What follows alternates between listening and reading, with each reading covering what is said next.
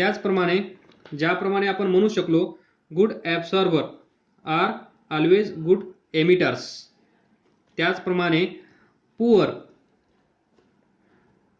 Absorber are poor emitters. म्हणजे ही body आहे, पुअर ॲब्सॉर्बर असेल तर ती कशी असेल, पुअर एमिटर, कारण ती घेतच आहे कशी, कमी, तर देईल किती, कमी. असं तर होणार नाही इने 2 युनिट्स घेतले आणि 4 युनिट्स दिले, असं होणार का, नाही, पॉसिबल नाही. त्यामुळे जेवढे घेईल तेवढेच देईल. मग जर ही बॉडी कमी घेत असेल तर देत किती असेल, कमी. त्यामुळे poor absorber are also poor emitters by law of this. जेवढे आले तेवढे गेले. To maintain the temperature of this body constant और सेम. म्हणजेच since each object this each object must either absorb or reflect. हा जो ऑब्जेक्ट आहे हा एक तर ॲब्सॉर्ब केलं पाहिजे किंवा और आयदर रिफ्लेक्ट. ही जी बॉडी आहे या बॉडीवर पडणारी हीट एनर्जी एकतर ॲब्सॉर्ब केली गेली जाईल किंवा एकतर रिफ्लेक्ट केली जाईल. दिस सरफेस इन्सिडेंट एनर्जी एकतर रिफ्लेक्ट किंवा ॲब्सॉर्ब, कारण T = 0. आलेली एनर्जी डिवाइड कुठे होईल, A + R = 1. काही एनर्जी ॲब्सॉर्ब, काही एनर्जी रिफ्लेक्ट. आयदर ॲब्सॉर्ब और reflect. That is each object must either absorb or reflect the radiation incident on it. त्यावेळेस आपण काय म्हणू शकतो, पुअर ॲब्सॉर्बर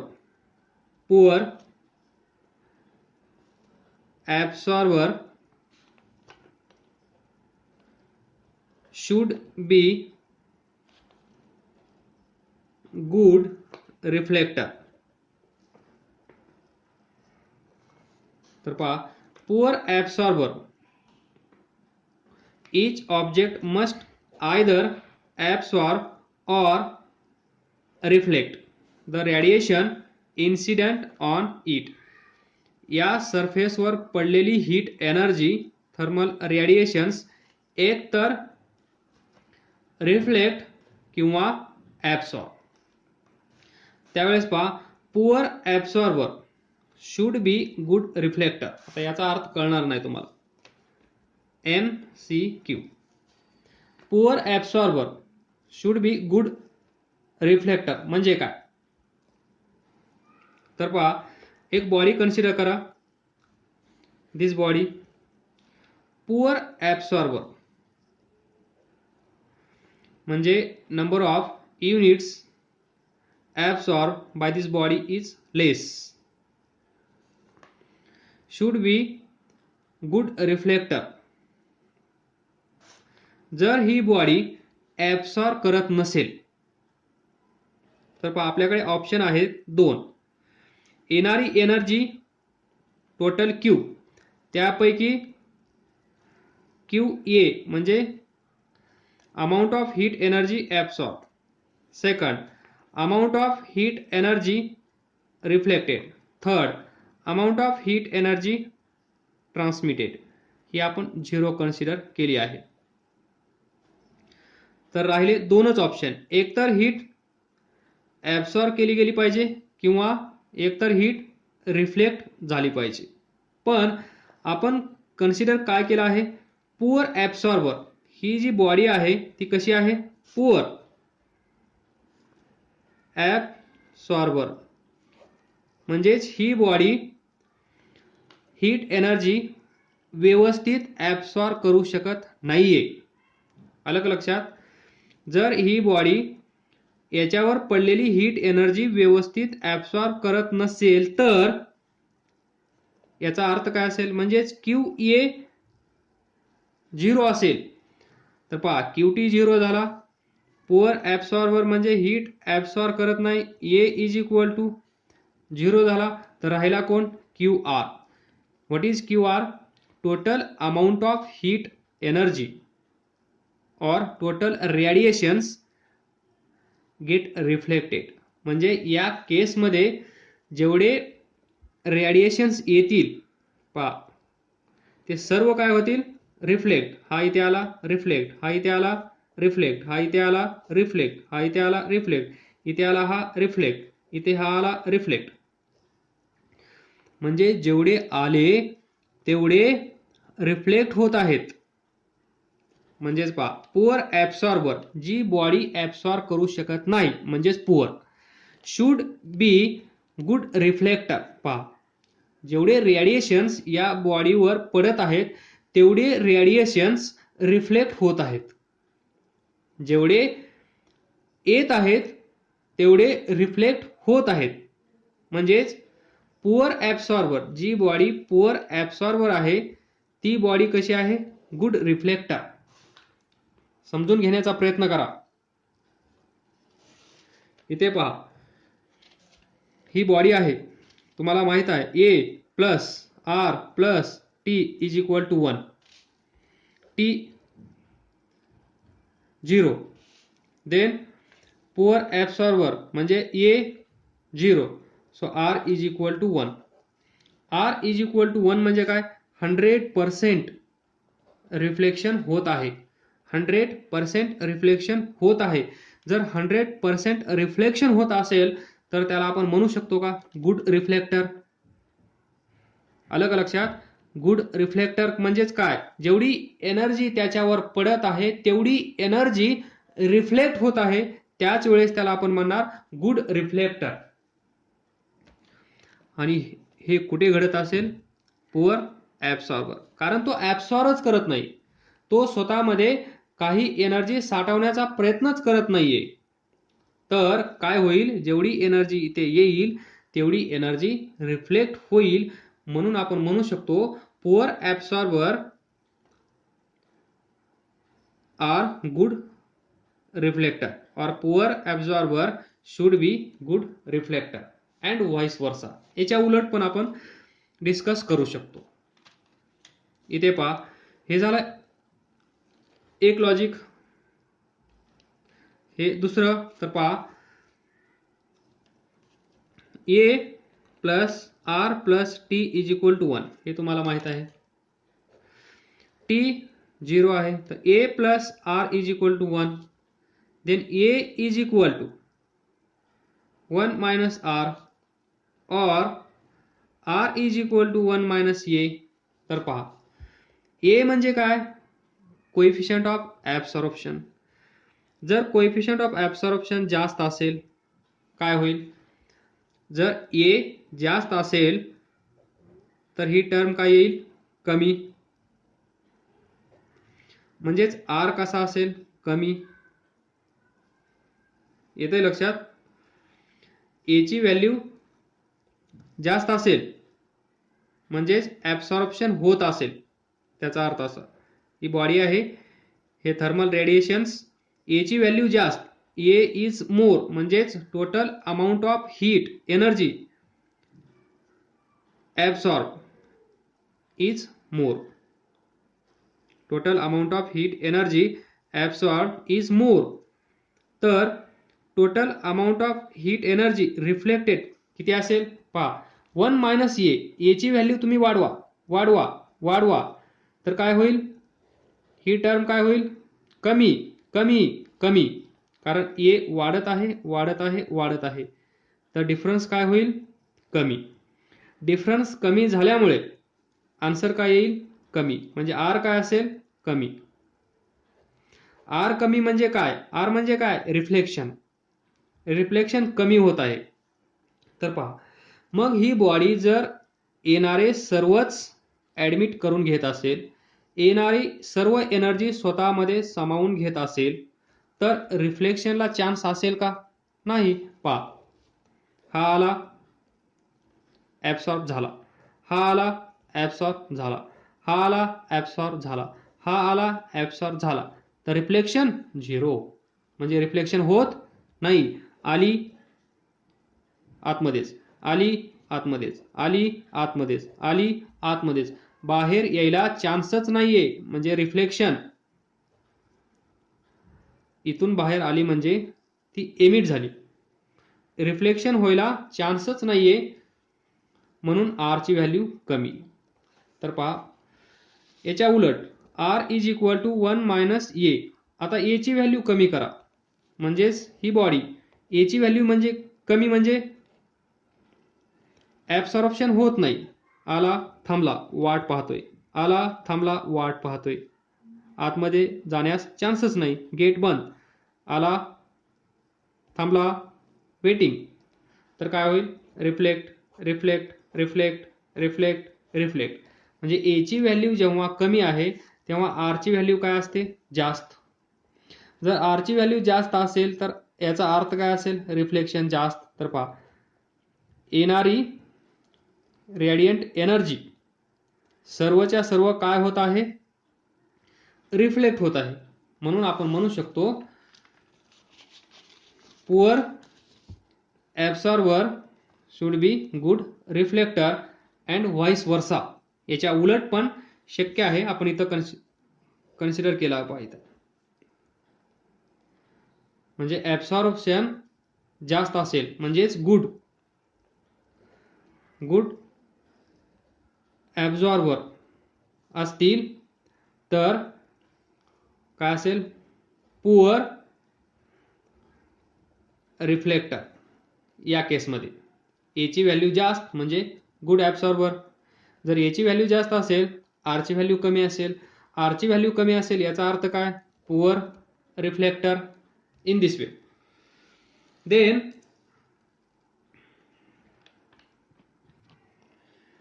तर याचं एक्झाम्पल पहा, कशाचं, गुड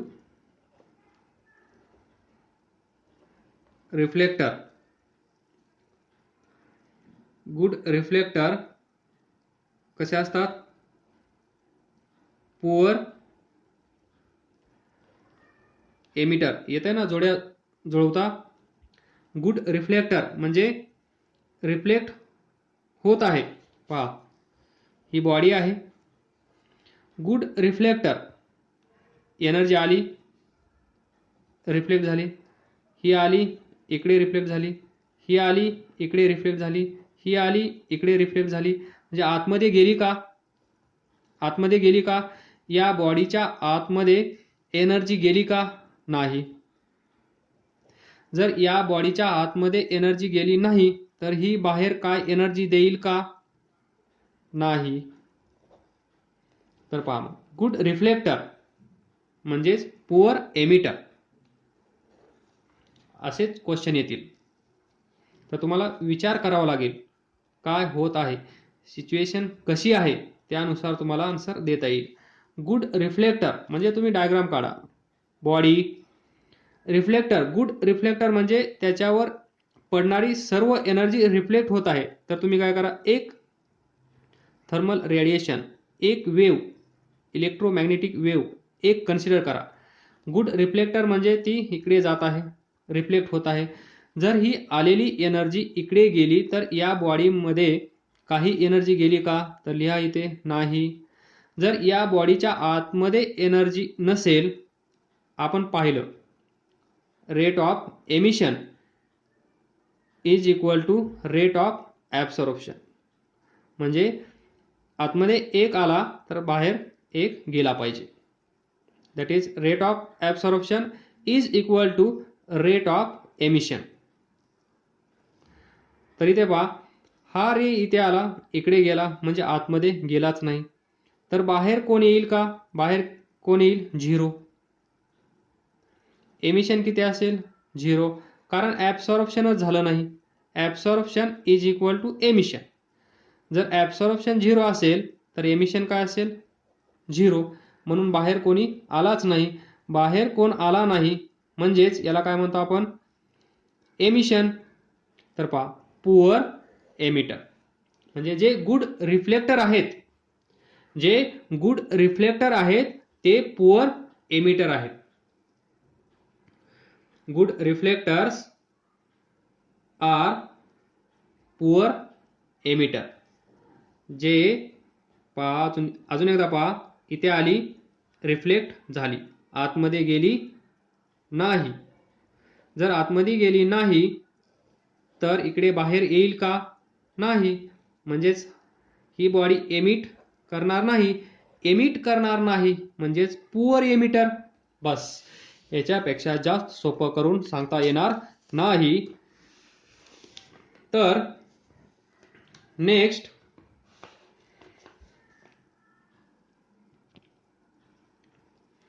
एक्झाम्पल पहा. Thermos flask. कशाचं? Good reflector is also poor emitter. तर पहा, दिस इज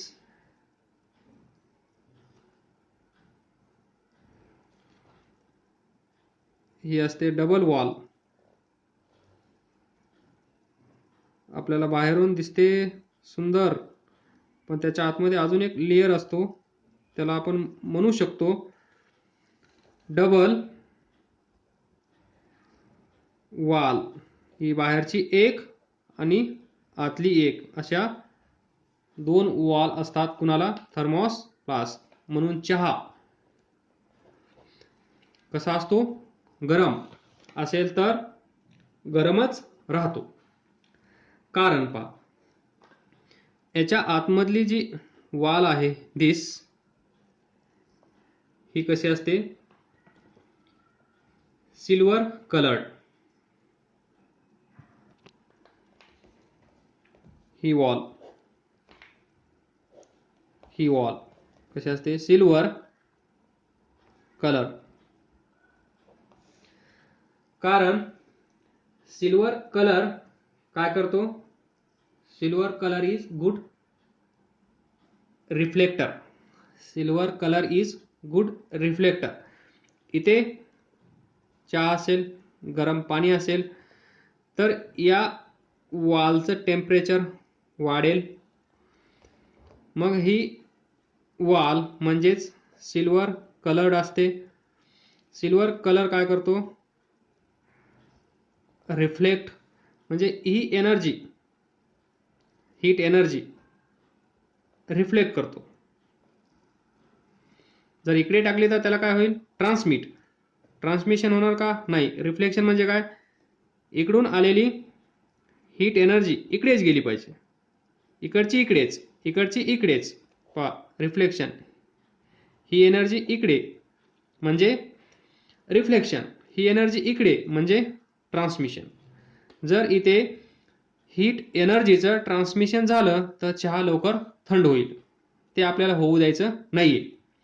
त्यामुळे आतमधली जी वॉल आहे ती सिल्वर कलर असल्यामुळे ती काय करेल? सर्व हीट रेडिएशन्स रिफ्लेक्ट करेल. ते आतमध्येच राहतील. काय होतील? आतमध्येच राहतील, ते बाहेर येणार नाहीत. तर पहा, ही जी डबल वॉल आहे, इथे काहीतरी असायला पाहिजे. इथे मटेरियल नाहीये.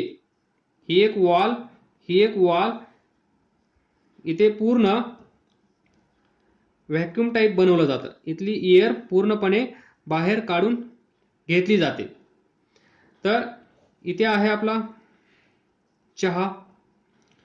तो सिल्वर कलर असल्यामुळे एनर्जी इकडे हीट रेडिएशन या साईडला रिफ्लेक्ट केल्या जातील. पण काही ना काही प्रमाणात ही वॉल गरम होईल, या वॉलचं टेम्परेचर वाढेल, त्यामुळे इथलं टेम्परेचर वाढण्याची शक्यता आहे. पण इथे काहीच नसल्यामुळे ना मटेरियल ना एअर, त्यामुळे ती हीट इकडे कॅरी होत नाही आणि मग ती बाहेर येऊ शकत नाही. म्हणजे ती आतल्या आतच राहते. कशासाठी? To avoid heat flow from inside to outside. म्हणजेच पहा, good reflector is also poor emitter. म्हणजे ही जी वॉल आहे ती कशी आहे? गुड रिफ्लेक्टर आहे. ती रिफ्लेक्ट करत आहे, पण बाहेर हीट आली का? नाही. म्हणजेच पुअर एमिटर. थोडंसं लक्षात घेण्याचा प्रयत्न करा, समजण्याचा प्रयत्न करा. समजत नसेल तर परत बुक रीड करा. बुकची प्रत्येक लाईन मी डिस्कस करत आहे, जेणेकरून तुम्हाला बुक वाचत असताना कुठल्याही प्रकारचा त्रास होणार नाही आणि कुठल्याही वाक्याचा अर्थ समजणार नाही. असं होणार नाही म्हणजे नाही, होणारच नाही. प्रत्येक लाईन डिस्कस करत आहे मी, त्या प्रत्येक लाईनचा अर्थ डिस्कस करत आहे. तर पहा, दिस इज आयडियल रेडिएटर. जी ब्लॅक बॉडी आहे, black body, perfect black body, त्यालाच तुम्ही आयडियल बॉडी किंवा आयडियल रेडिएटर म्हणू शकता. आणि परफेक्ट ब्लॅक बॉडी काय करत असते? 100% हीट एनर्जी ॲब्सॉर्ब करते, असं आपलं अजम्पशन आहे. ॲक्च्युअली तसं होत नाही, काही ना काही रिफ्लेक्ट होईल. तर पहा, जो आपण लॅम्प ब्लॅक जो आहे तो कन्सिडर केला, example lamp black only 1% reflect करते, म्हणजे 99% absorb, close to perfect black body. त्यामुळे हे एक्झाम्पल आपण घेतलं. तर ही एक पहा एनक्लोजर याला आतमध्ये पहा,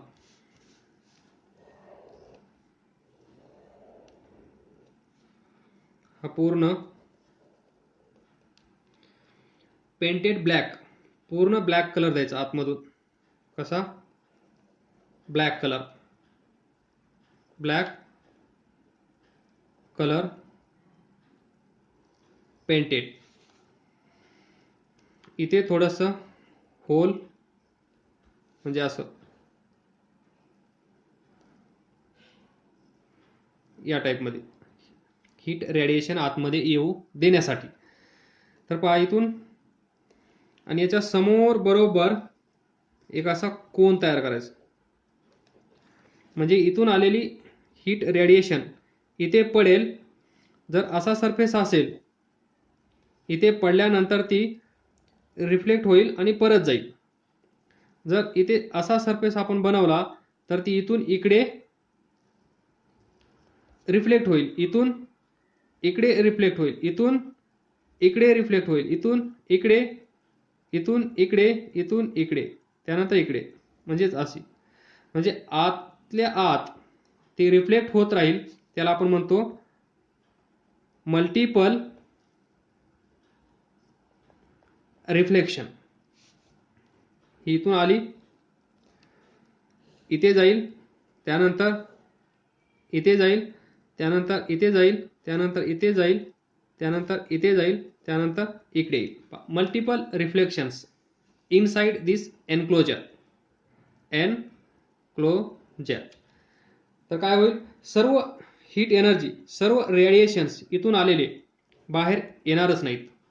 सर्वच्या सर्व हीट रेडिएशन्स आतमध्ये काय होतील, ऍब्सॉर्ब. मग सर्व ऍब्सॉर्ब होतात, त्याला आपण काय म्हणतो, perfect black body, ideal body और आयडियल रेडिएटर. म्हणून any radiation that falls on hole here goes inside, सर्व आतमध्ये जातील. म्हणजेच हे जे होल आहे, हे होल काय म्हणून काम करेल, hole acts as, this hole acts as very good black body. इथून आलेली ही हीट रेडिएशन बाहेर आली का, नाही, सर्व आतमध्ये ऍब्सॉर्ब केली गेली.